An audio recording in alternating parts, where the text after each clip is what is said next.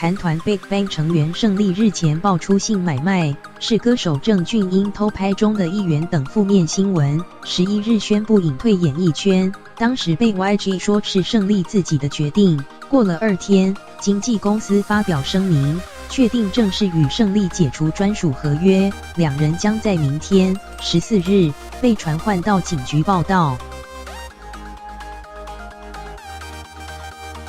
胜利02.217这次引发的议论和疑惑，让大家操心或不悦的，再次向大家表达歉意。先前以证人到警局接受调查，现在胜利则是转为嫌疑人身份，跟歌手郑俊英在同一个聊天，分享偷拍性爱片，下流对话曝光后引起轩然大波。胜利则无预警宣布退出演艺圈，虽经纪公司 YG 当下表示是胜利自己的决定，但13日仍确定正式跟胜利解约。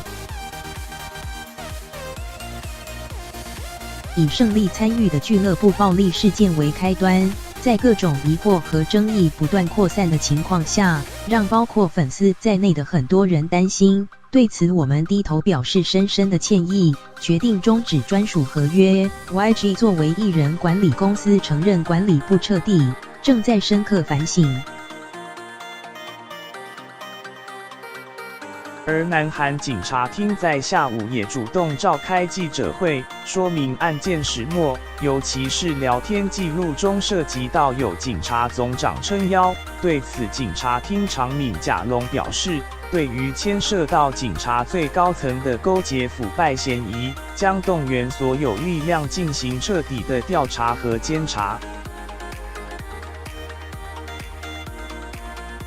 南韩主播涉嫌非法拍摄和传播影片的郑俊英和涉嫌性招待的胜利，明天将到警察局报到涉嫌性贿赂疑惑的胜利以及偷拍性关系的郑俊英。14日将同时接受调查。胜利因丑闻退出演艺圈，也连累到香港歌手容祖儿。